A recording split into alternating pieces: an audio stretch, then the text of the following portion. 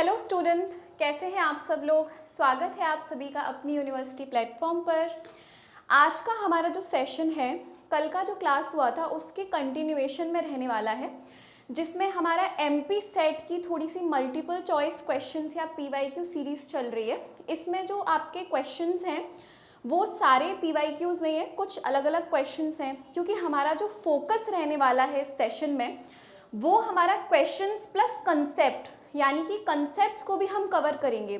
कुछ ऐसे जब मैं आपके लिए पीवाईक्यूज़ एनालाइज किए, मैंने मल्टीपल चॉइस क्वेश्चंस एनालाइज किए, तो कुछ ऐसे टॉपिक्स हैं, कुछ ऐसे आपके फोकस एरियाज़ हैं जहाँ से बार बार क्वेश्चंस रिपीट होते हैं।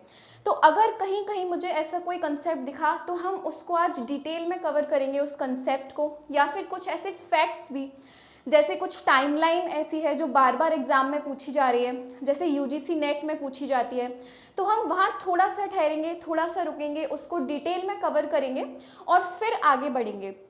क्योंकि हमारा जो अप्रोच है एमसीक्यू सॉल्व करने का वो थोड़ा सा एक्टिव रहने वाला है, यानी कि हम पैसिवली सॉल्व नहीं करेंगे। मैंने आपको पिछली क्लास में भी कहा था कि एक्टिव जो है, आपको एक्टिव तरीके से जो है क्वेश्चन सॉल्व करने हैं, क्वेश्चंस लगाने हैं, कि कोई भी कंसेप्ट आपको दिमाग में चलना चाहिए कि अच्छा इससे इतने क्वेश्चंस पूछे हैं, एक बार थोड़ा सा रुक के इस कंसेप्ट को टाइम देना चाहिए, उसके बाद नेक्स्ट क्वेश्चन पे आगे बढ़ना चाहिए। ओके, तो इसी माइंडसेट के साथ में, इस एनर्जी के साथ में हम आगे बढ़ते हैं, हमारी क्लास को स्टार्ट करते हैं। Okay, so let's get started now. Question number 1 मैं आपको थोड़ा सा रीड करने के लिए टाइम दूंगी। ओके, 4 to 5 सेकेंड्स, इंग्लिश और हिंदी आप दोनों देखिए। Bhiku Parekh produced an in-depth study of multiculturalism in his noted work। Bhiku Parekh बहुत ही फेमस मल्टीकल्चरलिस्ट थिंकर हैं। उनका आपको एक तरीके से जो बुक है, बहुत ही पॉपुलर बुक है, बहुत सेमिनल वर्क, मैग्नम ओपस जिसे कहा जाता है, वो आपको इन ऑप्शंस में से चूज़ करनी है। आपने थोड़ा सा भी अगर मल्टीकल्चरलिज्म का टॉपिक पढ़ा है, बहुसंस्कृतिवाद का, तो आपको ये क्वेश्चन करने में डिफ़िकल्टी नहीं होगी। भीकू पारेख की जो बुक है वो है रीथिंकिंग मल्टीकल्चरलिज्म। उन्होंने मल्टीकल्चरलिज्म पर काफ़ी ज़्यादा जो काम है वो किया है। हमारा ऑप्शन है डी।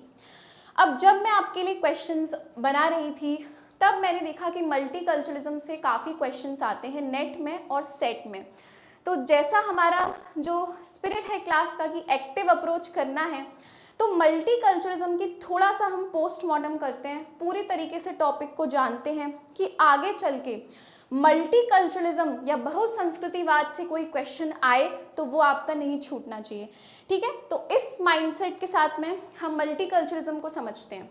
ओके, पूरा हम डिकोड करने वाले हैं उसको, तो आपको बस ध्यान से सुनना है। विदिन 5 मिनट्स हम मल्टीकल्चरलिज्म को कवर कर लेंगे, थोड़ा सा टाइम ज़्यादा लग सकता है। ओके,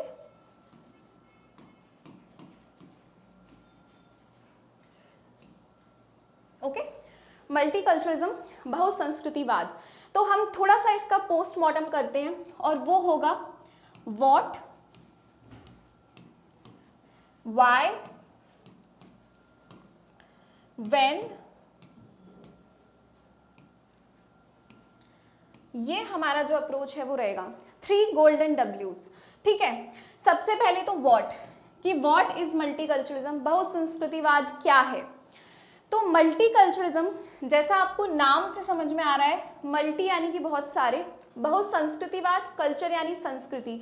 तो मल्टीकल्चरलिज्म जो विचारधारा है उसका जो आइडिया है वो ये है कि अलग अलग जो डाइवर्स कल्चर हैं, अलग अलग कल्चर के जो लोग हैं, वो एक जगह, एक देश या एक कंट्री, एक कम्युनिटी के अंदर सह अस्तित्व एंड शांतिपूर्वक यानी कि पीसफुल कोएग्जिस्टेंस के साथ में रहें, ये मल्टीकल्चरलिज्म का आइडिया है।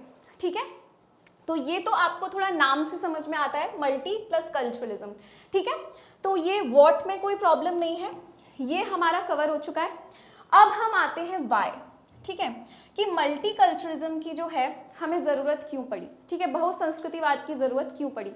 तो देखिए, इसका मैं थोड़ा सा बैकग्राउंड दूंगी कि जैसा कि आपने देखा होगा कि औपनिवेशिकवाद का एक बहुत ग्लोबल हिस्ट्री रही है। ठीक है, कॉलोनियलिज्म या इंपीरियलिज्म जिसे बोला जाता है।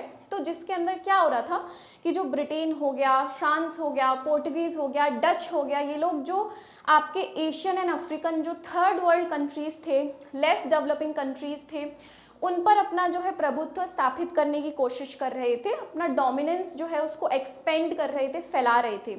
तो इसकी वजह से क्या हुआ कि क्योंकि ये जो कंट्रीज़ हैं उतनी डेवलप्ड नहीं थी, तो यहाँ पे जो लोग हैं वो अच्छी अपॉर्चुनिटी, अच्छे जो है करियर, अच्छे जो है एजुकेशन अपॉर्चुनिटी आप ले लीजिए, अलग अलग रीज़न की वजह से माइग्रेट करने लगे। ठीक है, तो अब जब ये माइग्रेशन हुआ, और ये माइग्रेशन ऐसा नहीं है कि उसी काल में, उसी टाइमलाइन में हुआ, आज भी आप देखेंगे कि बहुत सारे ऐसे जो अफ्रीकन्स हैं, एशियंस हैं, थर्ड वर्ल्ड कंट्रीज़ के लोग हैं जो यूरोप हो गया, अमेरिका हो गया, यहाँ पर आके काम करते हैं। अच्छी जॉब अपॉर्चुनिटीज़ आप ले लीजिए, एजुकेशन अपॉर्चुनिटी आप ले लीजिए।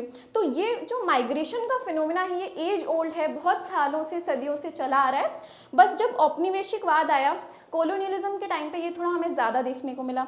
ठीक है, तो अब होता क्या है कि जब आप अपना देश छोड़कर, मैं आपको थोड़ा इंडिया के एग्जाम्पल से बताती हूँ कि अपनी कंट्री छोड़कर जब आप दूसरी कंट्री में जाते हो, ठीक है, तो आपको क्या करना पड़ता है कि वहाँ पे लंबे टाइम तक रहना है। तो आप लोग अक्सर क्या करते हैं कि वहाँ की जो नागरिकता है, सिटीजनशिप है, वो उन्हें एक्सेप्ट करनी पड़ती है। अब इंडियन कॉन्स्टिट्यूशन में, इंडियन पॉलिटी को थोड़ा सा पढ़ा होगा तो आर्टिकल 19 है। ठीक है, टर्मिनेशन ऑफ सिटीजनशिप, यानी कि जैसे ही आप किसी दूसरे कंट्री की, देश की नागरिकता अपनाएंगे, आपकी जो इंडियन सिटीजनशिप है वो ख़त्म हो जाएगी। ठीक है, और क्योंकि आपको उस कंट्री में, उस देश में लंबे टाइम तक रहना है, वहाँ जॉब करनी है, आपकी पर्सनल लाइफ भी वहीं बन जाती है, तो लोग क्या करते हैं, नागरिकता छोड़ देते हैं और दूसरे जो देश की नागरिकता है वो उनको अपनानी पड़ती है। ठीक है, अब लेकिन नागरिकता तो अपना ली, लेकिन अपना जो कल्चर है, जो संस्कृति है लोगों का, उसके प्रति जुड़ाव होता है, एक कनेक्शन होता है। तो लोग कहीं भी रहें, वो नागरिकता छोड़ने को तैयार हैं, लेकिन अपनी संस्कृति से उनका कनेक्शन रहता है, अपने कल्चर से। और लैंग्वेज हो गया, ये सारी चीज़ें कल्चर का ही पार्ट हैं। ठीक है, फिर भी दिल है हिंदुस्तानी, है ना। तो वो जो एक इंडियन कल्चर जो आपका रहता है वो आप नहीं निकाल सकते, आप कहीं भी किसी भी कोने में रहिए। ठीक है, तो यहाँ पे हमें मल्टीकल्चरलिज्म का एक इशू आता है। ठीक है, और वो इशू क्या है कि आप दूसरे कंट्री में रह रहे हैं। ठीक है, तो यहाँ पे हम दो मॉडल मल्टीकल्चरलिज्म के समझेंगे। ठीक है, सैलिड बोल, ठीक है, एक तो सैलिड बोल मॉडल है जो थोड़ा सा सॉल्यूशन है, एक है आपका मेल्टिंग पॉट मॉडल। ये टी है, हाँ थोड़ा सा, ठीक है। ये दो मॉडल्स ऑफ मल्टीकल्चरलिज्म हैं। ठीक है, तो प्रॉब्लम कहाँ आती है, मेल्टिंग पॉट जो है वो प्रॉब्लम है।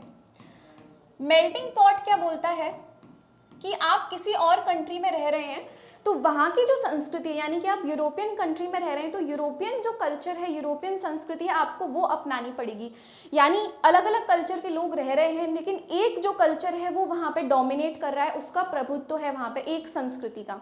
ठीक है, तो अब जो लोग हैं जो अपनी नागरिकता छोड़ चुके हैं, वहाँ पे रहना उनकी मजबूरी है, लेकिन अपनी संस्कृति नहीं छोड़ना चाहते, तो यहाँ पे एक विरोधाभास, एक कॉन्फ्लिक्ट जो है वो क्रिएट हो जाता है, एक पॉलिटिकल टेंशन क्रिएट हो जाती है कि हम अपना कल्चर भी एम्ब्रेस करना चाहते हैं, अपनाना चाहते हैं, एक्सेप्ट उसको रिकॉग्निशन दिलवाना चाहते हैं। ठीक है, दूसरे कंट्री में रहते हुए। ठीक है, तो अब ये मेल्टिंग पॉट जो है उनसे एक्सपेक्ट करता है कि आप क्या कीजिए, सिविक असिमिलेशन हो जाना चाहिए, यानी कि जिस कंट्री के आप नागरिक हैं उसी कंट्री का जो कल्चर है आप उसमें असिमिलेट हो जाएं या फिर मिलजुल जाएं। ठीक है, शॉर्ट में असिमिलेशन लिखा है, स्पेस इशू थोड़ा, ओके।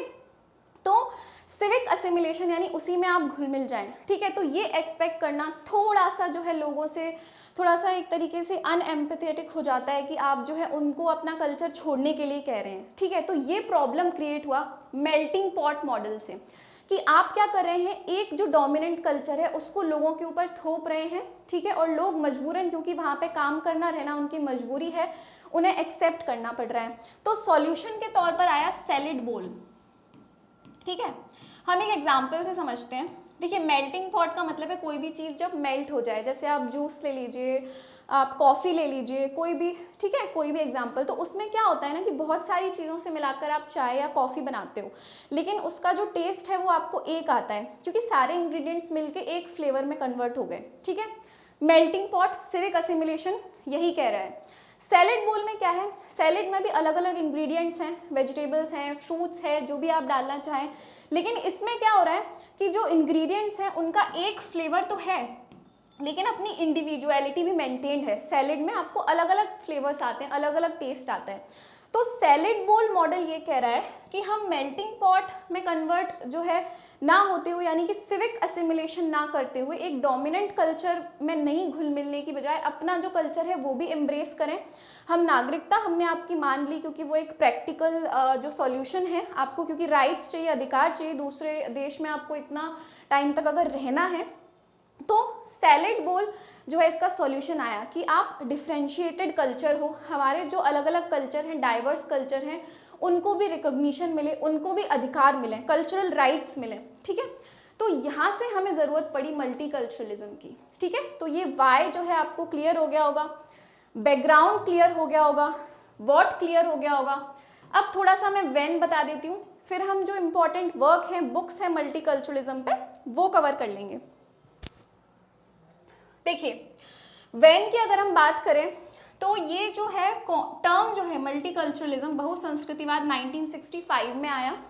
उसके बाद में क्या होता है, दो ऐसे देश हैं, दो कंट्री हैं जहाँ से मल्टीकल्चरलिज्म की शुरुआत हुई, जिनका नाम जोड़ा जाता है, ठीक है। एक आपका कनाडा है, कनाडा तो बहुत इंपॉर्टेंट है, और दूसरा आपका ऑस्ट्रेलिया है, ठीक है। कनाडा में आपके जो सीनेटर थे पॉल यूजुक, ठीक है, उनके जो प्रयास थे,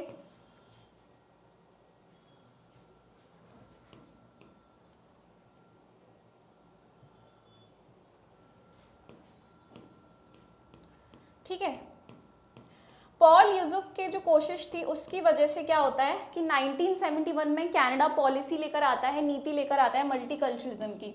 कब लाता है, 1971 में, ठीक है। एक जर्जी करके ऑस्ट्रेलिया के भी लीडर थे जिनका नाम इतना नहीं आता है, पॉल यूजुक का आपको याद रखना है, कैनेडियन सेनेटर, काफ़ी इन्होंने एक्टिव तौर पे कोशिश की थी पॉलिटिक्स में कि बहुसंस्कृतिवाद से रिलेटेड जो नीति हैं, जो पॉलिसी हैं, वो बननी चाहिए। कनाडा में बनती है 1971 में, एक्ट 1980s के अराउंड बनता है इसमें, ठीक है। आगे जाके ऑस्ट्रेलिया में जो पॉलिसी है आपकी 1973 में बनती है। ये जो ईयर है, और स्पेशली ये जो ईयर है, ये जो ईयर है, सब याद रखना है, बिल्कुल नहीं भूलना है जो टाइमलाइन है, क्योंकि यूजीसी नेट और एमपी सेट में टाइमलाइन बहुत पूछा जाने लगा है। आप थोड़ा सा क्वेश्चंस लगाएंगे तो आपको आइडिया हो जाएगा, ठीक है। तो मल्टीकल्चरलिज्म का हमने पूरा पोस्टमार्टम किया, हमने व्हाट किया, वाई किया एंड व्हेन किया, ठीक है। तो कंसेप्ट आपको समझ में आ गया होगा, बैकग्राउंड समझ में आ गया होगा, और हमारे जो टाइमलाइन है, ये जो टाइमलाइन है पॉलिटिकल आइडियोलॉजीज एंड्रू हेवुड की अगर आप पढ़ेंगे तो बिल्कुल स्टार्टिंग का जो पेज है मल्टीकल्चरलिज्म, बहुसंस्कृतिवाद, उसके अंदर दिए हुए हैं ये टाइमिंग्स, और बहुत इंपॉर्टेंट टाइमिंग है, इस पे क्वेश्चन पूछा गया है यूजीसी नेट में, ठीक है। कनाडा में 1971, पॉलिसी 1980s में, ओके, और ऑस्ट्रेलिया में 1973। कनाडा का नाम सबसे ज़्यादा आता है मल्टीकल्चरलिज्म की जब बात आती है। टर्म जो है बहुसंस्कृतिवाद 1965 में आया, और 1990s में ये जो आइडिया है वो इतना ज़्यादा ये पॉपुलर हो गया, इतना ज़्यादा इसने स्पीड या गति अपनी जो पकड़ ली कि बहुत पॉपुलर हो गया। तो हमारे पास में आता है थर्ड जनरेशन राइट्स का कंसेप्ट, जो कि डाइवर्सिटी, डिफ्रेंसिएशन, सॉलिडेरिटी की बात करते हैं, ठीक है। तो थर्ड जनरेशन ऑफ राइट्स है, वो भी एक तरीके से इससे जुड़ा हुआ है। तो ये एक आप माइंड मैप अपनी नोट्स में ज़रूर बनाइए, ओके। तो अब हम आगे बढ़ते हैं, देखते हैं मल्टीकल्चरलिज्म के अलग अलग बुक एंड ऑथर्स। थोड़ा सा अब आपको ना कंसेप्ट समझ लिया तो वो याद रखने में बहुत ईजी रहेंगे, ठीक है। अब देखिए मल्टीकल्चरल सिटीजनशिप जो है विल किमलिका, उनका नाम आता है। रीथिंकिंग मल्टीकल्चरिज्म में भीखू पारेख का नाम आता है। ठीक है, जो हमारा क्वेश्चन था रीथिंकिंग मल्टीकल्चरिज्म, दोनों थिंकर्स बहुत इंपॉर्टेंट हैं। विल किमलिका ने इवन जो 3 राइट्स हैं कि आपके जो है polyethnic rights, representation rights, self government rights, ये 3 राइट्स भी यूजीसी नेट में पूछे गए हैं। ठीक है, तो विल किमलिका और ये तो बहुत ही स्टार क्वेश्चन लगा लीजिए आप, बहुत इंपॉर्टेंट थिंकर्स हैं। ओके, नाउ चार्ल्स टेलर जो है कैनेडियन थिंकर हैं। कनाडा में एक टेलर आयोग बनाया गया था ये जो बहुसंस्कृतिवाद की प्रॉब्लम है उसको टैकल करने के लिए। पॉल यूजुक के प्रयासों से वहाँ पे नीतियाँ बन रही थी उस टाइम पे। जो सीनेटर थे कनाडा के, वो मैंने आपको बताया। ठीक है, तो चार्ल्स टेलर का पॉलिटिक्स ऑफ रिकग्निशन आपको याद रखना है। ठीक है, multiculturalism without culture, Anne Phillip हैं, ये एक फेमिनिस्ट मल्टीकल्चरल थिंकर हैं, क्योंकि जो फेमिनिस्ट है, नारीवादी जो विचारक हैं, वो भी 3rd जनरेशन ऑफ राइट्स से जुड़े हुए हैं। ठीक है, तो एन फिलिप है। इसके अलावा सूजन मोलर ओकिन जो एक नारीवादी थिंकर हैं, इसमें मेंशन नहीं है, उनकी भी बुक है is multiculturalism bad for women. ठीक है, तो वो एक बुक है।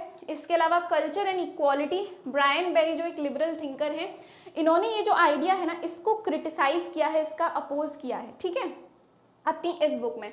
तो ये थिंकर्स आप इसका स्क्रीनशॉट ले लें या फिर इसको अपनी नोट्स में लिख लें।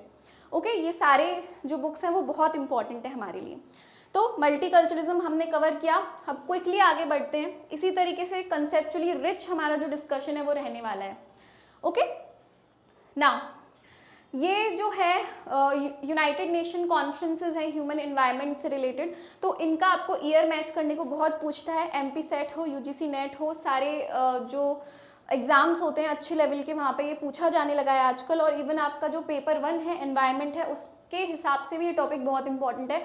तो ये जो कॉन्फ्रेंस और ईयर तो आपको बिल्कुल आंख बंद करो तो भी आपको बाय हार्ट याद होना चाहिए। ठीक है, रिफ्लेक्स में बेजल कन्वेंशन, बीआरएस कन्वेंशन जो है, बेजल हो गया, रॉटरडैम हो गया, स्टॉकहोम हो गया, 1989, 98, 2001 आपके पॉल्यूटेंट से रिलेटेड है। ठीक है, तो बेजल कन्वेंशन जो है 1989 हो जाएगा। साइट्स कन्वेंशन जो है वो 1973 हो जाएगा। ठीक है, United nation convention on environment and development, ये आपका यूएनएफसीसी 1992 हो जाएगा। मॉन्ट्रियल प्रोटोकॉल आपका जो है 1987 हो जाएगा। ठीक है, ये मैच कर दिया मैंने आपको, अपने आप सॉल्व कर लीजिएगा। ये आप हिंदी में सेम क्वेश्चन। इसके अलावा इसका आप ज़रूर स्क्रीनशॉट लें। ये सारे मैंने जो फैक्ट्स हैं आप लोगों के लिए इकट्ठा किए हैं कि क्योंकि इसमें से बार बार क्वेश्चंस आता है। पेपर 1 ले लीजिए, पेपर 2 ले लीजिए। ओके, बहुत इंपॉर्टेंट टॉपिक है, स्टार क्वेश्चंस। ये भी उसी का है, कंटिन्यूएशन। एनवायरनमेंट कॉन्फ्रेंसेस, ये भी उसी कंटिन्यूएशन में है। वियना कन्वेंशन, स्टॉकहोम कन्वेंशन है, क्योटो प्रोटोकॉल है, किगाली अमेंडमेंट है आपके मॉन्ट्रियल प्रोटोकॉल में। ठीक है, तो ये हमारे 2 क्वेश्चंस रहे, आप इनका स्क्रीनशॉट लें, नोट्स बनाएं। बहुत इंपॉर्टेंट हमने कंसेप्ट्स डिस्कस किए। ठीक है, एनवायरनमेंट से रिलेटेड एंड मल्टीकल्चरलिज्म से रिलेटेड। नाउ मूविंग ऑन, हाँ, आपका जो ये पैटर्न ऑफ क्वेश्चंस है पंचायती राज के, जो आपसे आर्टिकल्स पूछे जाते हैं, ये भी एक तरीके से बहुत ही ज़्यादा देखा जाने वाला क्वेश्चंस है। जैसे कि 243D है तो ये रिजर्वेशन के लिए है। ओके, जी आपके पार अथॉरिटी के लिए है। आपका कॉन्स्टिट्यूशन कंपोजिशन B में हो जाता है, और E आपका जो है ड्यूरेशन से रिलेटेड है। ठीक है, इस तरीके से आप मैच कर सकते हैं। ओके, लेकिन ये जो रूरल लोकल बॉडीज़ हैं, अर्बन लोकल बॉडीज़ हैं, इनके जो आर्टिकल्स हैं और उसमें क्या मेंशन्ड है, ये अगर आप बेयर एक्ट उठाना, बेयर एक्ट में से 243 आर्टिकल A से लेकर O तक आपको बिल्कुल बाय हार्ट याद होना चाहिए। ठीक है, यहाँ पे कोई कॉम्प्रोमाइज़ नहीं करना है आपको, क्योंकि ऐसे ही क्वेश्चंस हैं जिनको आप बार बार रिवाइज करके अपना जो सिलेक्शन है, अपना रिजल्ट है, उसके चांसेस बढ़ा सकते हो। ओके, ये आर्टिकल्स मैंने यहाँ पे भी लिस्ट कर दिए क्योंकि मुझे पता था आप थोड़े से स्मार्ट हैं, थोड़े से लेजी भी हो। ठीक है, आप नहीं देखोगे खुद से, इसीलिए मैंने यहाँ पर डाला है आप लोगों के लिए। ये आप स्क्रीनशॉट लें और इसको ज़रूर रिवाइज करें आपका जो एग्ज़ाम है उसके लिए। ठीक है, इंग्लिश हिंदी दोनों में है। ये आपके जो है म्यूनिसिपैलिटीज़ यानी कि अर्बन लोकल बॉडीज़ भी अब बहुत पूछने लगे, क्योंकि एग्जामिनर को पता चल गया कि पंचायती राज बच्चों को याद हो गया है, तो अब हम म्यूनिसिपैलिटीज़ यानी अर्बन लोकल बॉडीज़ में से पूछते हैं। ओके, तो ये भी आप थोड़ा एक स्टेप आगे रख के इसमें से भी आप जो है इसको भी स्क्रीनशॉट लें, नोट्स बनाएं इसके, ओके। थोड़ा फैमिलियरिटी भी हो जाएगी तो आप एलिमिनेट करके क्वेश्चन कर सकते हैं, ठीक है। म्यूनिसिपैलिटीज़ के थोड़े से जो आर्टिकल्स हैं आपको एक बार में याद नहीं होंगे, बार बार थोड़ा सा पढ़ें। 5-5 आर्टिकल भी करके आप करेंगे तो भी आप 2 से 3 दिन में कर सकते हैं। अभी आपके पास टाइम नहीं है तो अभी आप बिल्कुल जो है फटाफट से जो मेन टाइमलाइंस हैं, मेन फैक्ट्स हैं, टॉपिक्स हैं, उनको एक बार रिवाइज करके ज़रूर जाएं, ठीक है। इस क्लास में जो हमारा फोकस है वो क्वेश्चंस कम और कंसेप्ट्स पे ज़्यादा रहने वाला है, जो इंपॉर्टेंट फैक्ट्स हैं उन पे ज़्यादा रहने वाला है, ठीक है। एक क्वालिटी सेशन को हम यहाँ पे ध्यान में रखते हुए हमारा जो सेशन है वो आगे बढ़ा रहे हैं, ठीक है, कि क्वालिटी आनी चाहिए ना। ये जो है बुक्स एंड ऑथर्स आपके एलीट थिंकर्स हैं, ठीक है। तो इसमें से पार एलीट आपने सुना होगा अगर आपने एलीट थ्योरी पढ़ी है तो, ठीक है, कि सी राइट मिल्स हैं, ओके। मैनेजरियल रेवोल्यूशन जो है बर्नम है, मोस्का जो है आपके Raymond Aron social structure and ruling class है, तो मोस्का बच गए, वो रूलिंग क्लास से रिलेटेड हो गए। ये थोड़े से जो मोस्का एंड गैसेट की बुक्स हैं वो थोड़ी सी कंफ्यूजिंग है। Revolt of the masses gadget की है एंड मोस्का की द रूलिंग क्लास है, तो बार बार थोड़ा सा रीड करेंगे प्रेजेंस ऑफ माइंड से तो ज़रूर याद हो जाएगा, ठीक है। तो ये मैंने मैच कर दिया है, आप इसके अकॉर्डिंग करें, ओके। नाउ मूविंग ऑन, ये हाँ, ये मैंने अब जो ईयर्स हैं एंड बुक्स हैं आप लोगों के लिए थोड़ा सा इजी बना दिया कि आप स्क्रीनशॉट लें या नोट करें इसको भी, ओके। इंग्लिश हिंदी दोनों में है, स्क्रीनशॉट ले सकते हैं आप इसका। एलीट थिंकर्स से भी काफ़ी क्वेश्चंस आने लगे हैं, ठीक है। तो कंसेप्ट भी हम जो है लेटर ऑन क्लासेस में और डिटेल में कवर करेंगे। Now next question is the international day for universal access to information is observed annually on. सूचना तथा सार्वभौमिक पहुंच का अंतर्राष्ट्रीय दिवस प्रतिवर्ष किस तारीख को मनाया जाता है। बहुत अच्छा क्वेश्चन है, आपके शायद MP सेट या फिर UGC नेट से ही मैंने लिया है प्रीवियस ईयर क्वेश्चन से, क्योंकि बच्चों को अक्सर नहीं पता होता है, ओके। तो अच्छा क्वेश्चन है ये, इसका जो होपफुली आंसर है 28 है, मुझे भी चेक करना पड़ेगा, ये बहुत फैक्चुअल क्वेश्चन है, लेट्स चेक। हाँ, आंसर इज A, ठीक है। तो ये थोड़ा सा फैक्ट है कि जो यूनेस्को है उसने 2015 में ये जो दिन है इसकी घोषणा अनाउंसमेंट की थी और UNGA ने 2019 में इसको एक्सेप्ट कर लिया था। तब से हम 28 आपका जो सितंबर है उसमें आप शॉर्ट फॉर्म से भी याद रख सकते हैं IDUAI, international day for universal access to information. आपकी राइट टू इन्फॉर्मेशन के अंडर में भी आ जाता है ये, तो उस अकॉर्डिंग थोड़ा सा इंपॉर्टेंट क्वेश्चन हो जाता है, पूछा जा सकता है आपसे, ओके। हाई चांसेस हैं, अच्छा क्वेश्चन है, वैसे भी आपको पता होना चाहिए। नाउ नेक्स्ट क्वेश्चन है आपका, who refers to the new economic policy in 1991 as a tipping point transformation. किसने 1991 की नई आर्थिक नीति को निर्णायक परिवर्तन के रूप में वर्णित किया। बहुत ही अच्छा क्वेश्चन है, ओके। तो टिपिंग पॉइंट जो ट्रांसफॉर्मेशन है, आपको थोड़ी सी जो टर्म है वर्ड है नया लगेगा। देखिए, टिपिंग पॉइंट ट्रांसफॉर्मेशन का मतलब होता है कि आप एक ऐसे पॉइंट पे पहुंच गए हैं जहां से आप वापस नहीं जा सकते। इसको अगर आप थोड़ा सा लिटरेचर में जाएंगे तो इसके लिए एक और टर्मिनोलॉजी है, क्रॉसिंग द रूबिकॉन, ओके, जो कि थोड़ा जूलियस सीजर से रिलेटेड है। पर इस पर भी जो है काफ़ी इंडियन थिंकर्स की जो बुक है ना, जैसे IR के अंदर क्रॉसिंग द रूबिकॉन पे भी बुक है एक, अभी मुझे नाम याद नहीं है, पर क्रॉसिंग द रूबिकॉन का भी कंसेप्ट सेम है कि आप एक ऐसी स्टेज पे आ गए जहाँ से आप वापस नहीं जा सकते हैं, ठीक है। तो टिपिंग पॉइंट ट्रांसफॉर्मेशन का भी यही मतलब है। 1991 में क्या हुआ था कि हमारे जो बैलेंस ऑफ पेमेंट क्राइसिस हो गए थे, पूरी हमारी जो अर्थव्यवस्था थी वो बुरी तरीके से जो है इम्पैक्ट हमें देखने को मिला था। हमारा जो फॉरेन एक्सचेंज रिजर्व है वो भी बहुत ज़्यादा सफ़र कर रहा था। तो ऐसे सिचुएशंस में PV नरसिम्हा राव जी जो थे, उन्होंने liberalisation, privatisation, globalisation, LPG policy अपनाए थे 1991 में, जिसने हमारी जो अर्थव्यवस्था थी उसका जो पूरा सोशलिज्म हो गया, 5 ईयर प्लानिंग का जो मैकेनिज्म चल रहा था उसको पूरी तरीके से, उसका जो डायरेक्शन है उसको बदल के रख दिया था, जहाँ से वापसी बिल्कुल भी पॉसिबल नहीं है। क्योंकि एक बार आप अपनी इकोनॉमी के डोर्स खोल देते हो प्राइवेट सेक्टर के लिए, फॉरेन इन्वेस्टमेंट के लिए, तो वहाँ से फिर आप वापस नहीं जा सकते, ठीक है। तो ये एक टिपिंग पॉइंट ट्रांसफॉर्मेशन है। तो ये कंसेप्ट आपको पता होना चाहिए, और जब कंसेप्ट पता होगा तो याद रखना आसान है कि राहुल मुखर्जी ने ऐसा बोला था, ठीक है। तो ये tipping point transformation, crossing the Rubicon एक तरीके से इकोनॉमी के लिए, और राहुल मुखर्जी का ये कंसेप्ट है, ओके।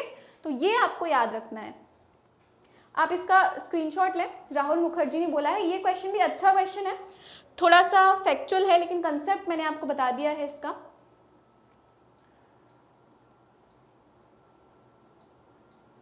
इसमें थोड़ा सा ये जो है करेक्ट कर लीजिएगा आप, राहुल मुखर्जी इसका आंसर है। इसमें I think Atul Kohli mention है, पर राहुल मुखर्जी इसका आंसर है, ओके।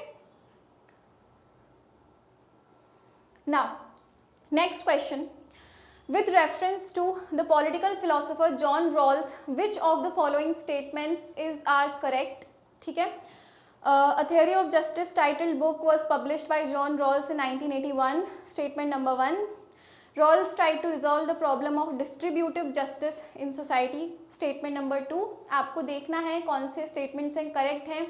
जैसा मैंने आपको पहले बताया था कि यहाँ पे आपको अपनी नज़र रखनी है कि यहाँ पे आर करेक्ट पूछ रहा है, नॉट करेक्ट पूछ रहा है, कहीं नॉट तो क्वेश्चन में नहीं है। ये आपको इतना प्रेजेंस ऑफ माइंड होना चाहिए, ओके, कि नॉट तो नहीं पूछ रहा है आपसे। तो इस क्वेश्चन में पूछ रहा है क्या करेक्ट है। हिंदी में हम देखते हैं एक बार, हिंदी मीडियम स्टूडेंट्स के लिए। न्याय का सिद्धांत नामक पुस्तक जॉन रॉल्स द्वारा 1981 में प्रकाशित की गई थी। स्टेटमेंट नंबर 1, रॉल्स ने समाज में वितरणात्मक न्याय की समस्या को हल करने का प्रयास किया था। स्टेटमेंट नंबर 2, इसमें से कौन सा स्टेटमेंट सही है।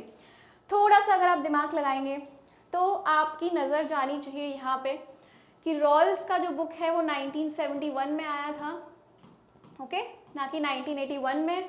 तो ये यहाँ पे गलत हो जाता है, ये आपका स्टेटमेंट सही है। तो इसके हिसाब से अगर हम सॉल्व करें तो ओनली 2 इसका जो है वो करेक्ट आंसर है, ओके। तो इस क्वेश्चन को जब मैंने देखा, और जॉन रॉल्स में काफ़ी ज़्यादा एक ऐसा टॉपिक है जहाँ से पता नहीं क्यों नेट में भी काफ़ी ज़्यादा क्वेश्चंस आने लगे हैं। इंपॉर्टेंट थिंकर भी हैं आपके, लेकिन बहुत सारे बड़े थिंकर्स भी सिलेबस में हैं। लेकिन पैटर्न इस तरीके का है कि छोटे थिंकर्स जैसे फ्रांस फैनन से काफ़ी क्वेश्चंस आते हैं, ओके। जॉन रॉल्स से भी काफ़ी क्वेश्चंस आते हैं, जैसे उनकी बुक्स को क्रोनोलॉजी में अरेंज करने को पूछता है कि पहले कौन सा आया, उसके अकॉर्डिंग उसको अरेंज करना है आपको, ठीक है। तो काफ़ी जो क्वेश्चंस हैं वो जॉन रॉल्स से हमें देखने को मिलते हैं, ओके।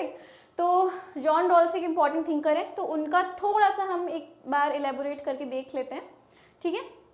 यहाँ पे आपका ऑप्शन सेकंड है, ठीक है, आपका सिर्फ सेकंड करेक्ट है। 1971 में बुक आई थी, देखिए, थ्योरी ऑफ जस्टिस, ठीक है।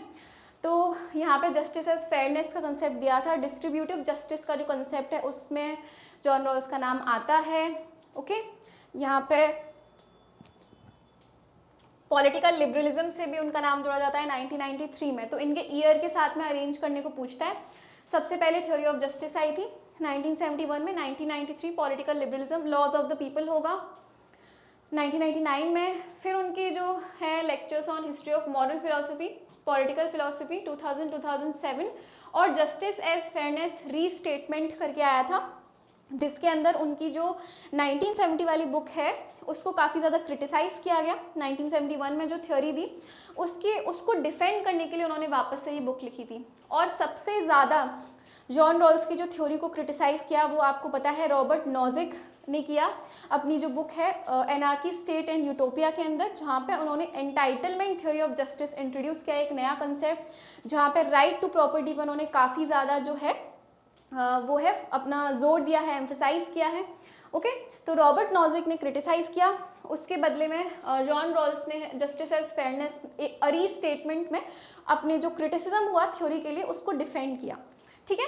तो इस तरीके से जॉन रॉल्स के जो बुक्स हैं बहुत इंपॉर्टेंट है, आपसे ईयर वर्क किसी का भी नाम पूछा जा सकता है। जॉन रॉल्स की जो टर्मिनोलॉजी है जैसे ओवरलैपिंग कंसेंसस है, रिफ्लेक्टिव इक्विलिब्रियम है, लेक्सिकल ऑर्डर है, ये भी आप ध्यान रखें, ठीक है। इनको हम सेपरेटली जब हम थिंकर की क्लास लेंगे तब कवर करेंगे, क्योंकि इतना ज़्यादा वास्ट ये टॉपिक है कि इस क्लास में थोड़ा सा हम कंसेप्ट्स के साथ में एमसीक्यू पे भी फोकस है, तो सेपरेटली टॉपिक की क्लास में इसको और डिटेल में कवर करेंगे, ओके।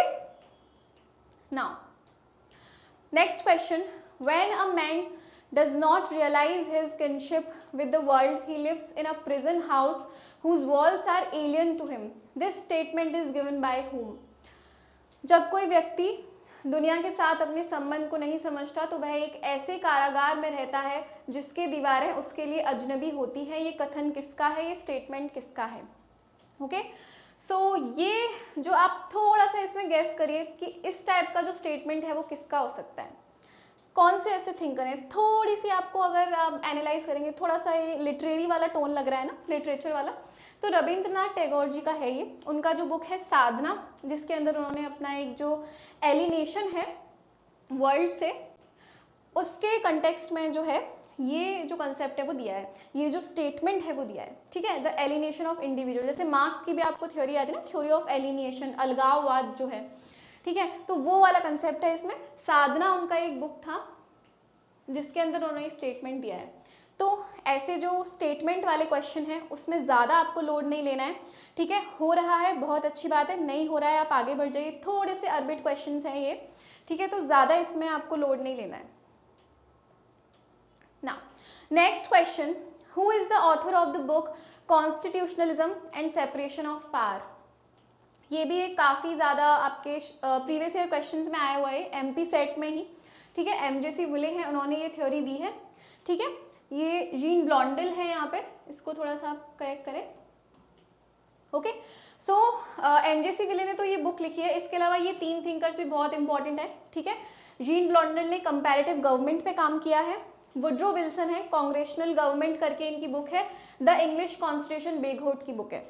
ठीक है, तो ये भी थोड़ा सा अपना दिमाग इस तरीके से चलाइए कि बाकी के तीन ऑप्शंस भी हैं तो उनके बारे में भी थोड़ा थोड़ा देख लेते हैं कि कहीं वो इम्पॉर्टेंट तो नहीं है। ओके, उनकी भी अगर कोई बहुत इंपॉर्टेंट बुक है तो वो भी नोट डाउन कर लें। इस अप्रोच से आपको पढ़ना है। ओके, हाँ, तो ये कॉन्स्टिट्यूशनलिज्म सेपरेशन ऑफ पावर है 1967 में, एमजेसी वुले की बुक है, आपके एमपी सेट में पूछा है। ओके, तो इम्पॉर्टेंट है ये। Now, who said pressure groups are attitude groups that make certain claims upon other groups in the society? Pressure समूह ऐसे रुझान समूह होते हैं जो समाज के अन्य समूहों पर कुछ दावे करते हैं। ये कथन किसका है? ठीक है, तो इसमें आप थोड़ा सा अपना माइंड एक्टिव रखिए तो आपको पता चलेगा कि ग्रुप थ्योरी जो है उससे कौन रिलेटेड है। यहाँ पे थोड़ा सा अपना दिमाग लगाओ। ठीक है, 2 सेकंड दूंगी मैं, स्ट्राइक करना चाहिए आपको। David Truman, Arthur Bentley, David Truman, थोड़ा सा याद आया आपको? The governmental process by David Truman. अगर नहीं आ रहा है कोई बात नहीं, थोड़ा सा इलेबोरेट करके देख लेते हैं। डेविड ट्रूमैन जो है द गवर्नमेंटल प्रोसेस करके उन्होंने अपनी बुक लिखी 1951 में। ग्रुप थ्योरी से 2 थिंकर्स रिलेटेड है जो बहुत इंपॉर्टेंट है। आर्थर बेंटले हैं जिन्होंने द प्रोसेस ऑफ गवर्नमेंट लिखा। डेविड ट्रूमैन है। आर्थर बेंटले का जो बुक है 1908 में आया, और इन दोनों बुक्स के ईयर भी बहुत ज़रूरी है। 1951 में डेविड ट्रूमैन का आया the governmental process, political interest in public opinion. Okay, तो ये भी इंपॉर्टेंट है, ग्रुप थ्योरी के दोनों थिंकर्स। इसके अलावा जो आपके बाकी के ऑप्शंस हैं, जैसे दुवर्जर हैं, तो दुवर्जर की बुक है the political parties organisation and activity in modern state. ठीक है, जिसमें उनका जो पॉलिटिकल पार्टीज़ का क्लासिफिकेशन है वो बहुत फेमस है, कॉकस, ब्रांच, सेल, मिलिशिया करके, और इस तरीके से 6-7 उन्होंने जो है टर्मिनोलॉजीज दी हैं जहाँ से क्वेश्चंस आते हैं। तो दुवर्जर भी पॉलिटिकल पार्टीज़ की जब टॉपिक आएगा तो हम पढ़ेंगे, बहुत इंपॉर्टेंट थिंकर हैं। एलीट थिंकर्स की अगर हम बात करें, क्लासिकल एलीट थिंकर्स, तो इटालियन मार्क्सिस्ट हैं विल्फ्रेडो पेरेटो, जिन्होंने आपका एलीट सर्कुलेशन थ्योरी दी है पॉलिटिकल थ्योरी के अंदर। इनके 3 बुक्स हैं जो बार बार एग्जाम में पूछे जाते हैं, specially the mind and society, ये तो आपको याद रखना है, बहुत इंपॉर्टेंट बुक है। इनके ईयर्स भी याद रखने हैं, rise and fall of the elites, transformation of democracy, mind and society. इनको नोट डाउन करिए, स्क्रीनशॉट लीजिए, 2-3 बार आप गो थ्रू करेंगे, बिल्कुल आपको याद हो जाएंगे। ठीक है, एलीट थ्योरी के थिंकर्स, पॉलिटिकल पार्टी से रिलेटेड है, ग्रुप थ्योरी से रिलेटेड है, ये चीज़ें लिखा करो अपने नोट्स में। ठीक है, जब आप PYQ सॉल्व कर रहे हैं। Okay, now next question, who was the prime minister of India at the time of initiation of look east policy? तो लुक ईस्ट पॉलिसी जो है वो आपको पता है कि 1992 में आई थी। उस टाइम पर आपके जो प्राइम मिनिस्टर थे वो PV नरसिम्हा राव जी थे। ठीक है, तो ये थोड़ा सा इतना इजी टू मॉडरेट क्वेश्चन है, ज़्यादा डिफिकल्ट नहीं है। इसके ही रिस्पॉन्स में एक्ट ईस्ट पॉलिसी जो थी आपकी 2014 में आई, जब नरेंद्र मोदी आते हैं। ओके, तो लुक ईस्ट अब हमारा थोड़ा सा एक्टिव अप्रोच आ गया और वो एक्ट ईस्ट पॉलिसी में कन्वर्ट हो गई। ओके, सो ये 1992 अराउंड में पीवी नरसिम्हा राव जी के टाइम पर आया था। ठीक है, इसको भी याद रखना है। अगेन इजी क्वेश्चन है ये, आपका थोड़ा बहुत आपने पढ़ा होगा तो आपको वैसे भी पता होगा। यहाँ पे 1992 है, इसको करेक्ट कीजिए। ओके, तो look east policy, act east policy 2014 में आई। Next question, when did China finally cease treating Sikkim as an independent nation annexed by India? चीन ने अंततः सिक्किम को भारत द्वारा सम्मिलित स्वतंत्र राष्ट्र के रूप में मानना कब बंद किया? ओके, तो ये जो है क्वेश्चन थोड़ा सा कॉम्प्लिकेटेड हो सकता है, लेकिन हम यहाँ पे इसकी जो सिक्किम से रिलेटेड जो टाइमलाइन है, क्योंकि सिक्किम का थोड़ा सा न्यूज़ में रहा था थोड़े टाइम पहले, तो चांसेस हैं क्वेश्चंस पूछे जाएं। दो हमारे कॉन्स्टिट्यूशन संविधान में जो संशोधन है, अमेंडमेंट्स है, उसमें भी सिक्किम आता है 35 और 36 में। ठीक है, यहाँ पे जो आपका टाइमलाइन है वो 2003 से लेके 5 के बीच का है, तो उसके सबसे जो नज़दीक हमें 2004 दिखता है, तो वो यहाँ पे राइट आंसर है। थोड़ा सा हम इसका टाइमलाइन देख लेते हैं। ओके, तो देखिए अटल बिहारी वाजपेयी जी थे, उन्होंने विजिट किया था बीजिंग, जो कि चाइना की कैपिटल है, 2003 के अंदर। अब जब वो अपना ये दौरा कर रहे थे चीन का, चाइना का, तो वहाँ पे एक एग्रीमेंट हुआ था जहाँ पे इंडिया ने तिब्बत जो है उसको एक ऑटोनोमस रीजन रिकॉग्नाइज कर दिया था। ओके, और उसके बदले में चाइना ने सिक्किम को रिकॉग्नाइज करने के लिए एग्री कर दिया था, राजी हो गया था चाइना कि आप तिब्बत को रिकॉग्नाइज कीजिए, हम जो है सिक्किम को रिकॉग्नाइज कर देंगे। ओके, तो इस तरीके से गिव एंड टेक वाला एग्रीमेंट वाजपेयी जी की जब विजिट थी 2003 में, उस टाइम पर हुआ। इसके अलावा चाइना ने इस पर एक्ट करते हुए 2004 में अपने मैप में करेक्शन किया, जो चाइना का ऑफिशियल मैप आता है। ओके, तो 2003 में ये हुआ, 3 to 4 में ये चल रहा है। उसके बाद में 2005 में चाइना के जो प्रीमियर थे, उन्होंने फाइनली ये डिक्लेयर कर दिया था कि Sikkim is no longer the problem between China and India. तो 2005 में ये और ऑफिशियल हो जाता है। ओके, तो बेसिकली 2003, 2004, 2005 में ये टाइमलाइन है कि सिक्किम को चाइना ने कब रिकॉग्नाइज किया। ओके, तो उसके अकॉर्डिंग हमने अपना क्वेश्चन सॉल्व किया। इसके अलावा सिक्किम में 35th एंड 36th अमेंडमेंट है, वो आपके सिक्किम से रिलेटेड है, जिसमें सिक्किम को एक एसोसिएट स्टेट डिक्लेयर किया था 35th अमेंडमेंट में, संविधान संशोधन में।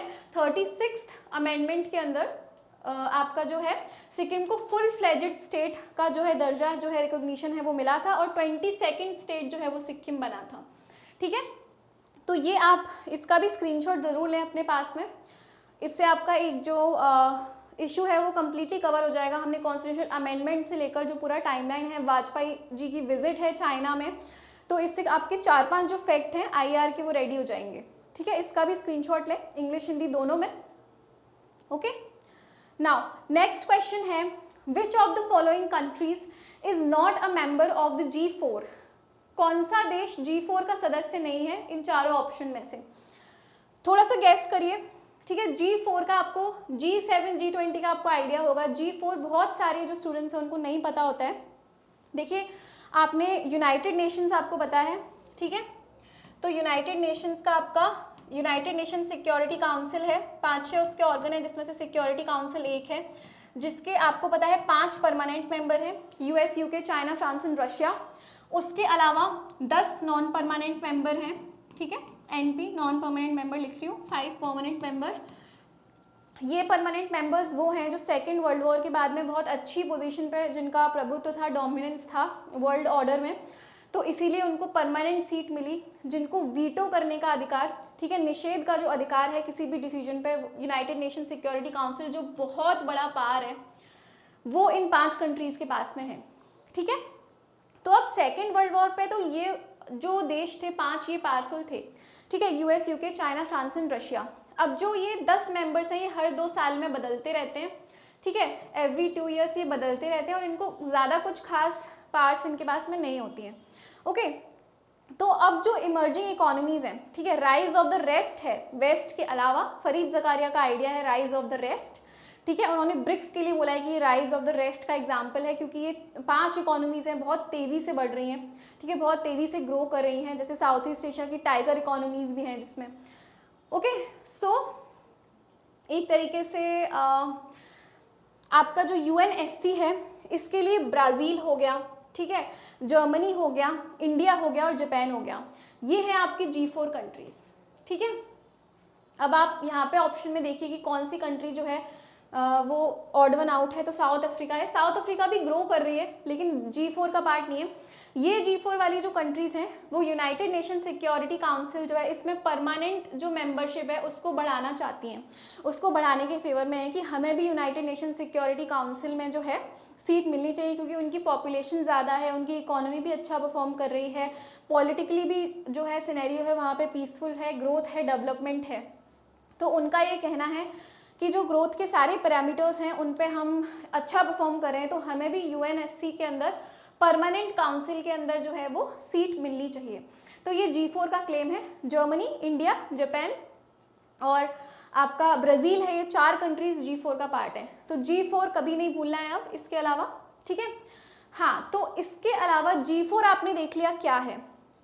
नाउ अब हम थोड़ा सा समझते हैं कि कॉफ़ी क्लब क्या है, UFC जिसको बोला जाता है।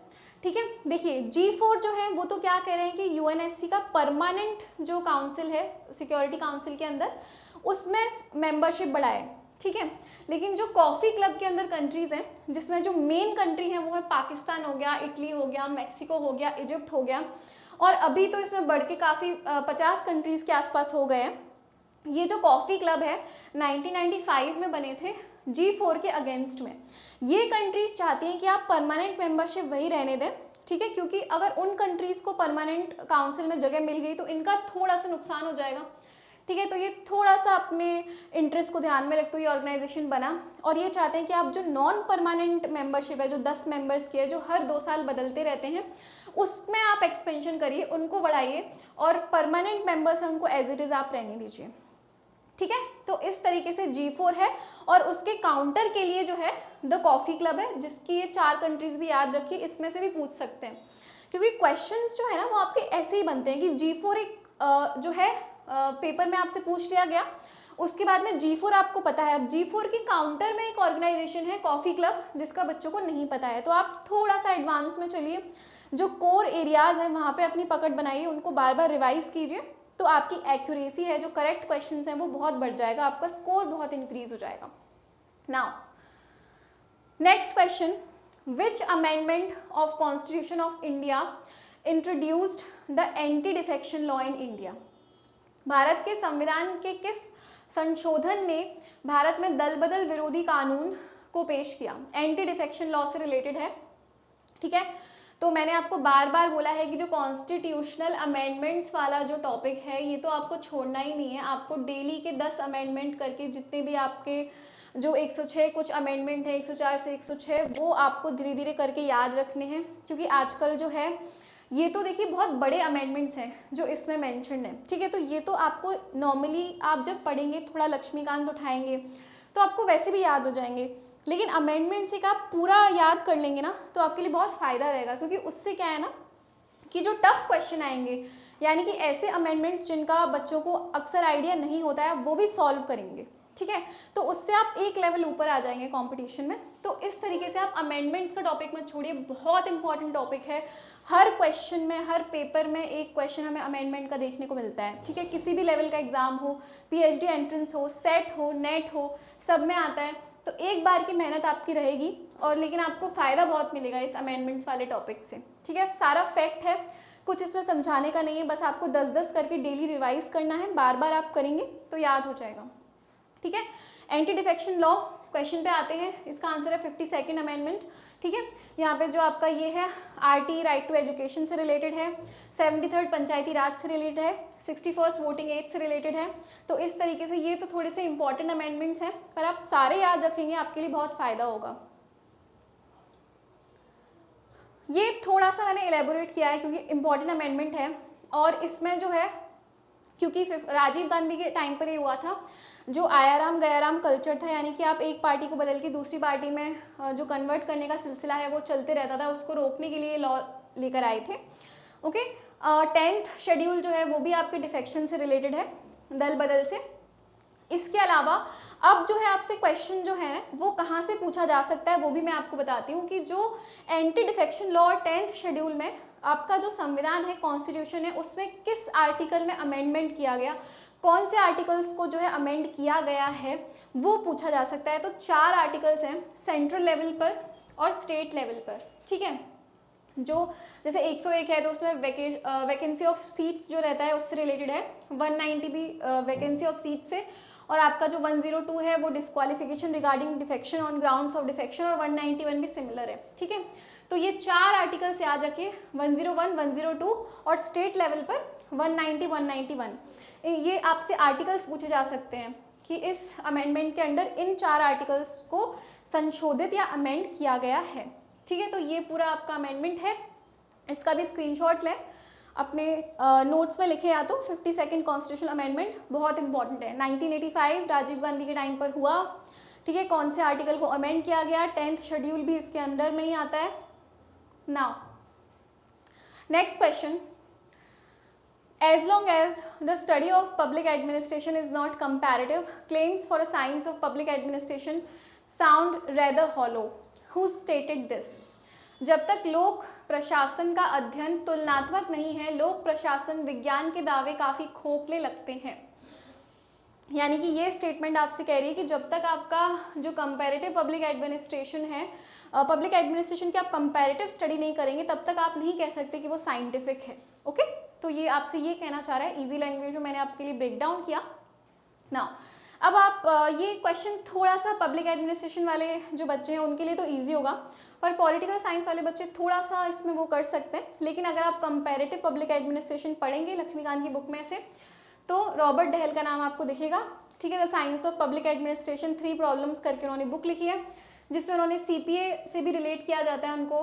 कंपैरेटिव पब्लिक एडमिनिस्ट्रेशन में फ्रेड रिग्स का भी बहुत नाम आता है, ठीक है। इकोलॉजिकल अप्रोच लेकर आए, इकोलॉजी ऑफ पब्लिक एडमिनिस्ट्रेशन, ठीक है। तो ये जो है स्टेटमेंट रॉबर्ट डहेल का है, हम एक बार चेक कर लेते हैं। हाँ, रॉबर्ट डहेल का है, ओके। उनका ऐसे है the science of public administration 3 problems, इसके अंदर उन्होंने मेंशन किया है। नाउ हम आगे की तरफ बढ़ते हैं। Next question, the concept of new public management NPM is known by many other names. Which one of the following options is not a synonym of new public management? New public management की अवधारणा में को कई अन्य नामों से जाना जाता है, निम्नलिखित में से कौन सा विकल्प न्यू पब्लिक मैनेजमेंट यानी NPM का पर्याय नहीं है, सिनोनिमस नहीं है, ओके। सो ये जो क्वेश्चन है, अच्छा क्वेश्चन है, थोड़ा कंसेप्चुअल लेवल पे है। आप पबेट जब पढ़ेंगे तो एक तो NPA आएगा आपका, मिनोब्रुक कॉन्फ्रेंस हुए थे, मिनोब्रुक फर्स्ट में 1960s के टाइम पे, new public administration, new public management आएगा, ठीक है। CPA आएगा, कंपैरेटिव पब्लिक एडमिनिस्ट्रेशन, ठीक है। इसके अलावा आपका डेवलपमेंट एडमिनिस्ट्रेशन आएगा, ठीक है, वाइडनर एंड ब्रिग्स, इसमें भी आपका ब्रिग्स एंड रॉबर्ट डहेल आ जाएंगे, ठीक है। तो इस तरीके से ये कुछ टॉपिक्स जो हैं लक्ष्मीकांत जो पब्लिक एडमिनिस्ट्रेशन के लिए आती है, लोक प्रशासन के लिए आती है, ठीक है, या फिर इवन कोई भी बेसिक बुक में ये सारे जो है कंसेप्ट मेंशन है बहुत इंपॉर्टेंट है, ठीक है। तो NPM जो है, जैसा कि आप थोड़ा सा इसमें स्मार्ट वर्क भी लगाइए, मैनेजमेंट यहाँ पे मेंशनड है, ठीक है। तो यहाँ पे जो है पोस्ट ब्यूरोक्रेटिक यानी कि ब्यूरोक्रेसी में बहुत ज़्यादा सेंट्रलाइजेशन देखने के लिए मिलता है, तो उसके ये सब अगेंस्ट में थे, ठीक है। तो जो है ब्यूरोक्रेटिक मॉडल के, तो पोस्ट ब्यूरोक्रेटिक मॉडल उसके हिसाब से ठीक है। एंटरप्रेन्योरियल गवर्नमेंट यहाँ पे ठीक है, ये भी थोड़ा मैनेजमेंट से रिलेटेड है, एंटरप्रेन्योरशिप। मार्केट बेस्ड एडमिनिस्ट्रेशन भी ठीक है। तो थोड़ा सा अगर हम ऑड वन आउट देखें तो ये थोड़ा सा हमें ऑड लग रहा है कि लिबरल एडमिनिस्ट्रेशन मीन्स व्हाट, तो ये यहाँ पे जो है करेक्ट आंसर पूछा जाएगा, क्योंकि आपसे जो है नॉट पूछा है, ठीक है। यहाँ पे भी आंख एकदम खुली रखनी है, नॉट अगर क्वेश्चन में है उसको इग्नोर नहीं करना है। लिबरल एडमिनिस्ट्रेशन हमने एलिमिनेट करके किया, अगर आपको कंसेप्ट पता है फिर तो देखते ही हो जाएगा, कोई प्रॉब्लम ही नहीं है, okay. Now next question, whatever a manager does he does through decision making, whose statement is this? जो कुछ भी एक प्रबंधक करता है वह निर्णय लेने के माध्यम से करता है, यह कथन किसका है? ये थोड़ा सा आपके जो है स्टेटमेंट वाला क्वेश्चन है, अर्बिट क्वेश्चन है, आता है बहुत अच्छी बात है, नहीं आता थोड़ा सा गैस करना भी मुश्किल है, क्योंकि देखिए डिसीजन मेकिंग अप्रोच में जो है बाउंडेड रेशनैलिटी मॉडल जो है हर्बर्ट साइमन का नाम आता है, तो आपके लिए थोड़ा सा कंफ्यूजिंग हो सकता है, क्योंकि ये जो स्टेटमेंट है हर्बर्ट साइमन का नहीं है, ये पीटर ड्रकर का है, ओके, जिनको फादर ऑफ एमबीए बोला जाता है, फादर ऑफ मैनेजमेंट, ठीक है, बिजनेस एडमिनिस्ट्रेशन, ओके। तो द प्रैक्टिस ऑफ मैनेजमेंट इनकी बहुत ही एक पॉपुलर, बहुत इंपॉर्टेंट बुक भी है। बाकी सारे और भी इंपॉर्टेंट बुक हैं उनके, जैसे डिसिप्लिन फॉर इनोवेशन हो गया, management challenges for 21st century हो गया, ठीक है, ऑर्गेनाइजेशन एंड इनोवेशन हो गया। तो ऐसे करके बहुत इंपॉर्टेंट बुक है। द प्रैक्टिस ऑफ मैनेजमेंट सबसे इंपॉर्टेंट बुक है, फादर ऑफ एमबीए ये है, बहुत मैनेजमेंट के अंदर बहुत इंपॉर्टेंट थिंकर है पीटर ड्रकर। लेकिन क्योंकि डिसीजन मेकिंग अप्रोच जो है, ठीक है, उसके साथ में हर्बर्ट साइमन का नाम जुड़ा हुआ है, तो आप थोड़ा सा कंफ्यूज यहाँ पे हो सकते हो, ठीक है। तो पीटर ड्रकर का है, तो ये स्टेटमेंट आप थोड़ा सा नोट में लिख लें, क्योंकि क्वेश्चन पूछा गया है, ये आपके प्रीवियस ईयर क्वेश्चन में से ही है, तो थोड़ा सा इसको आप लिख सकते हैं। Next question, which one of the following is not a characteristic of development administration? निम्नलिखित में से कौन विकास प्रशासन की विशेषता नहीं है, ठीक है। तो डेवलपमेंट एडमिनिस्ट्रेशन मैंने आपको बताया वाइडनर एंड रिग्स उससे रिलेटेड है, ठीक है। तो इसके अंदर चेंज की जो है डेवलपमेंट एडमिनिस्ट्रेशन बात करता है, ऑब्वियसली डेवलपमेंट बदलाव आता है, चेंज आता है, ग्रोथ डेवलपमेंट में से रिलेटेड हमेशा, तो चेंज तो लॉजिकली भी ठीक लग रहा है, ठीक है। इसके अलावा आपका रिजल्ट ओरिएंटेड, हाँ बिल्कुल होना चाहिए, एफिशिएंसी भी होनी चाहिए। तो मार्केट ओरिएंटेड थोड़ा सा ऑड वन आउट है, ठीक है, तो चेक करते हैं हम, answer is B, market oriented जो है वो थोड़ा सा ऑड वन आउट है यहाँ पे। तो और ये तीनों थोड़े से इसमें फिट बैठते हैं, जो डेवलपमेंट एडमिनिस्ट्रेशन का पूरा कंसेप्ट है, तो उस अकॉर्डिंग ये आपका करेक्ट आंसर है, okay, this one. Next question,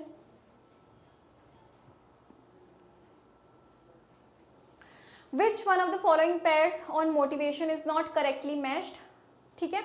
तो यहाँ पे क्या करना है आपको, हिंदी में भी दिखा देती हूँ मैं आपको एक बार, ठीक है। आपको इसमें थिंकर्स जो मोटिवेशन थ्योरी से रिलेटेड है और उनकी थ्योरीज को मैच करना है। अगेन मैच द फॉलोइंग वाला है, और इसमें से कौन सा जो है वो मैच नहीं कर रहा है, यानी किस थिंकर की कौन सी थ्योरी नहीं है वो आइडेंटिफाई करना है, ओके। तो ये इनफ टाइम दिया मैंने आपको।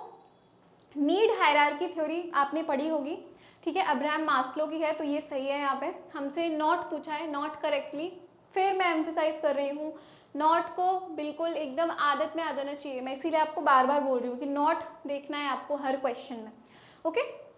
सो हायरार्की ऑफ नीड्स जो है अब्राहम मास्लो की थ्योरी है, ठीक है, कि आपके जो है मटेरियल नीड्स से किस तरीके से आप सेल्फ रियलाइजेशन तक पहुँचते हैं, इस तरीके से उन्होंने कुछ 5 नीड्स बताए, साइकोलॉजिकल नीड्स हो गया, ठीक है, फिजिकल नीड्स हो गया, मटेरियल नीड्स हो गया, आपके जो self esteem, love and belonging हो गया।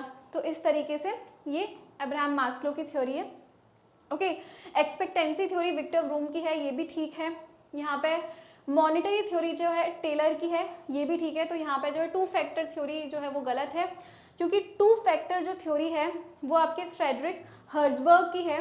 डगलस मैकग्रेगर की जो है वो एक्स एंड वाई थ्योरी है मोटिवेशन की, ठीक है। पब्लिक एडमिनिस्ट्रेशन में जो ये थ्योरीज एंड थिंकर्स है ना, ये बहुत इंपॉर्टेंट है, क्योंकि यहाँ से इसी टाइप के क्वेश्चंस आपको आते हैं, या तो स्टेटमेंट्स आपसे आते हैं, या फिर कंसेप्चुअल क्वेश्चंस आते हैं, या फिर थिंकर एंड थ्योरीज आते हैं, ठीक है। तो जब हम पब्लिक एडमिनिस्ट्रेशन को यूजीसी नेट के लिए कवर करेंगे, तो हम थिंकर एंड थ्योरी के जो डायरेक्शन में ही चलेंगे, कि हम थिंकर्स के थ्रू जो है पब्लिक एडमिनिस्ट्रेशन को कवर करेंगे, जिससे आप लोगों के लिए ईजी रहेगा, एक बेस या बैकग्राउंड बनाएगा आपके लिए, और कंसेप्चुअल क्वेश्चंस में आप बिल्कुल नहीं उलझेंगे, okay. Moving on, next question, a detailed analysis of the role of caste in Indian politics has been defined in the book Caste in Indian Politics. Who is the author of this book? ये तो बहुत ही basic सा question है, आप अगर political science के students हैं तो आपने कास्ट इन इंडियन पॉलिटिक्स जो बुक है वो ज़रूर सुनी होगी, ठीक है। और इस कंसेप्ट पे जो पॉलिटिसाइजेशन ऑफ कास्ट का जो कंसेप्ट है वो भी जुड़ा हुआ है इन थिंकर से, और ये thinker none other than Rajni Kothari ji हैं, ठीक है। पॉलिटिसाइजेशन ऑफ कास्ट यानी राजनीतिकरण जो आपका जाति का है, वो इनका जो है एक कंसेप्ट है, वो भी बहुत इंपॉर्टेंट है, उसको भी हम अपनी प्रोसेस वाली क्लास में जो है सेपरेटली कवर करेंगे, okay. Now next question, who wrote the book a system analysis of political life, ये भी आपकी बहुत ही ज़्यादा बेसिक बुक है, लेकिन यूजीसी नेट में ये पूछी गई है इस बार। और ये जो थिंकर हैं, मैं आपको पहले बता देती हूँ, डेविड ईस्टन, इनसे जो है काफ़ी ज़्यादा क्वेश्चंस आ रहे हैं। कंपैरेटिव पॉलिटिक्स के अंदर सिस्टम्स अप्रोच से जुड़े हुए हैं, और इनके बुक्स आप ले लीजिए, थ्योरीज ले लीजिए, और इनकी जो है पॉलिटिकल साइंस की जो डेफिनेशन है उससे भी इस बार यूजीसी नेट में क्वेश्चन आया। इन्होंने पॉलिटिक्स को डिफाइन किया है अथॉरिटेटिव अलोकेशन ऑफ वैल्यूज़, ठीक है, तो उससे भी क्वेश्चन आया है। तो काफ़ी क्वेश्चंस जो है डेविड ईस्टन से जो है देखने को मिलते हैं। बिहेवियरिज्म से भी जुड़े हुए हैं, ठीक है, पोस्ट बिहेवियरिज्म से भी जुड़े हुए हैं, बहुत इंपॉर्टेंट थिंकर है। इनको हम अपनी थ्योरी हो गया, कंपैरेटिव पॉलिटिक्स हो गया, उसमें बहुत डिटेल में कवर करेंगे, जो हमारे यूजीसी नेट के जो बैचेस होंगे पॉलिटिकल साइंस के उसमें। ओके, नाउ अब आपके last question, last few questions बचे, 2 से 3। ओके, तो ये आपके थोड़े से अच्छे लेवल के क्वेश्चंस हैं। अच्छे लेवल तो क्या, थोड़े टाइमलाइन वाले क्वेश्चंस हैं, क्योंकि ऐसे ही क्वेश्चन आ रहे हैं। आइडेंटिफाई कोल्ड वॉर इवेंट्स, ठीक है, ये 5 जो घटनाएं हैं, इवेंट्स हैं, इसमें से आपको बताना है कोल्ड वॉर के टाइम पे क्या हुआ। तो ये आपका 1950 to 53 का इवेंट है, तो कोल्ड वॉर से रिलेटेड है ये, ठीक है, फर्स्ट फेज में ही हो गया था। वियतनाम वॉर भी 55 to 75 हुआ था, 54-55 to 75, ठीक है, तो आपका कोल्ड वॉर का है। क्यूबन मिसाइल क्राइसिस तो आपको पता ही होगा, 1962 में हुआ था, ठीक है। ये थोड़ा सा जो है 2020s के बाद के इवेंट्स हैं, ठीक है, यूक्रेन का 22-23, सूडान का उस अकॉर्डिंग, ठीक है। एक इससे पहले भी सूडान का कॉन्फ्लिक्ट हुआ था 2011 उस टाइम लाइन के अराउंड में, तो ये थोड़े से रिसेंट इवेंट हैं, ठीक है। कोल्ड वॉर आपको पता है 1990s हो गया, 20th सेंचुरी का फिनोमेना है बहुत, सेकेंड वर्ल्ड वॉर के बाद में जो चला था, ठीक है। तो 1989-1990 तक, जब तक यूएसएसआर का डिसइंटीग्रेशन नहीं हुआ था, तो तब के टाइमलाइन के हिसाब से ये तीनों इवेंट्स हैं इसमें। तो ए बी सी यानी 1, 2 and 3, तो ये हमारा सही है यहाँ पे। Okay, now moving on, arrange the following world events in descending order. ये भी थोड़ा सा इस बार यूजीसी नेट दिसंबर 2025 में आपसे पूछा गया है। अच्छा क्वेश्चन है, क्योंकि आपका जो अर्मेनियन जीनोसाइड है, इस पर तो सेपरेटली भी क्वेश्चन आया है, यूजीसी नेट में ही आया है, यानी कि एक ही इवेंट से 2 क्वेश्चन आए हैं आपके एक ही साइकिल के अंदर। तो ये भी थोड़ा सा आप देख लीजिएगा। 1950 में हुआ था Armenian genocide, first world war के टाइम पर। बैटल ऑफ स्टालिनग्राड जो है 1942 के अराउंड में हुआ है, आई थिंक, जब नाजी ने जो अपना सोवियत पैक्ट ब्रेक करके स्टालिनग्राड की जो सिटी है उस पर अटैक कर दिया था। तो 1942 सेकेंड वर्ल्ड वॉर के अराउंड का ये जो इवेंट है, ठीक है। मुसोलिनी ने इटली में, ये तो पता ही होगा आपको, 1922 का इवेंट है ये।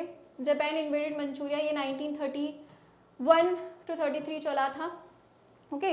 इटली एंड एबिसिनिया का जो है ये 35 through 36 का इवेंट है, ठीक है। तो उसके अकॉर्डिंग डिसेंडिंग ऑर्डर, अवरोही क्रम में इनको लगाना है। तो सबसे लेटेस्ट इसमें जो इवेंट हुआ है बैटल ऑफ स्टालिनग्राड है, ठीक है। तो अगर हम यहाँ से शुरू करें तो एक ऑप्शन में है, तो यहाँ पे बी एंड डी 5, 4, 1, अच्छा यहाँ पे देखिए 2 and 3 दे रखा है, तो 2 and 3 में से देखना है हमें कौन सा हुआ पहले, ठीक है। तो 2 and 3 में से मुसोलिनी वाला आपका पहले हुआ है, ओके। तो उस according I think B is the correct answer. हम चेक कर लेते हैं एक बार।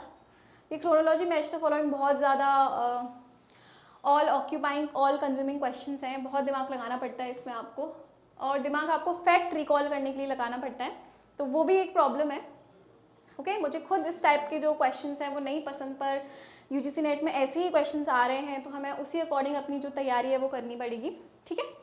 तो ये आप इसका स्क्रीनशॉट ले लें एक बार, और इन इवेंट्स के बारे में थोड़ा सा अगर आप गूगल सर्च करेंगे तो थोड़ा सा डिटेल में आपको जो चीज़ें पता लगेंगी, तो उनको भी आप अपने नोट्स में लिखें, ठीक है। यहाँ पे आप ऐसे नहीं चलिए कि जो क्लास में पढ़ाया जा रहा है बस उसी को कवर करें, आप इनको सर्च कीजिए।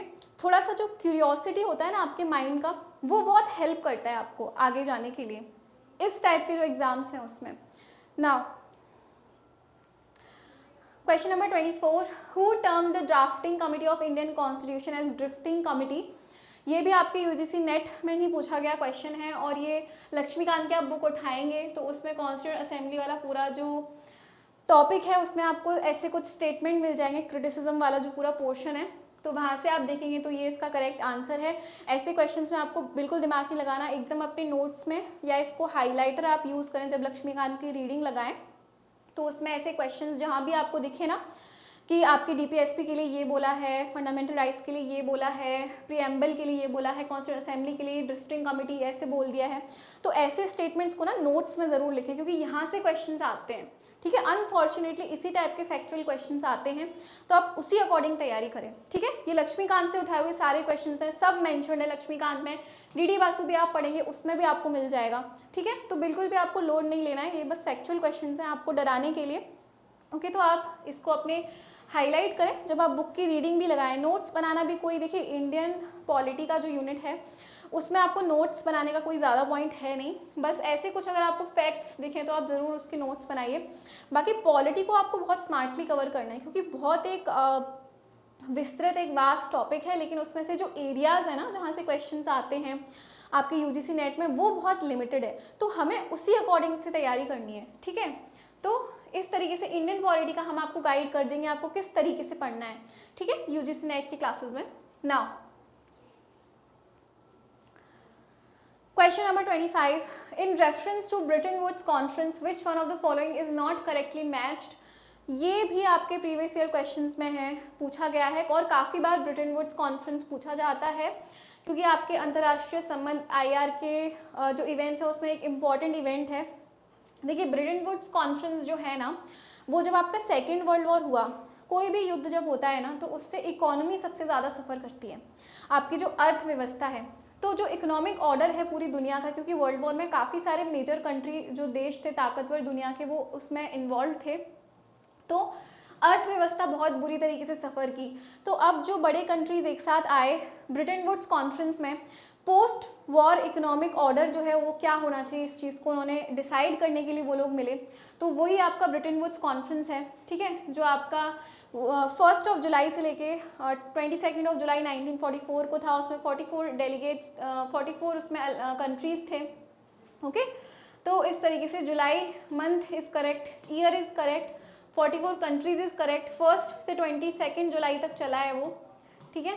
थोड़ा सा ये डिटेल्ड क्वेश्चन हो जाता है, थोड़ा सा आपको टफ है अगर आपने फैक्ट्स को रिवाइज नहीं किया है आपके लिए, लेकिन अगर आपने रिवीजन अच्छे से किया है, अच्छे से ब्रिटन वुड्स कॉन्फ्रेंस थोड़ा देखा है, क्योंकि ब्रिटन वुड्स कॉन्फ्रेंस इंपॉर्टेंट है क्योंकि उसी से आपका इंटरनेशनल मॉनेटरी फंड IMF बना, उसी से आपका IBRD international bank of reconstruction and development बना, जो बाद में वर्ल्ड बैंक में कन्वर्ट हो गया।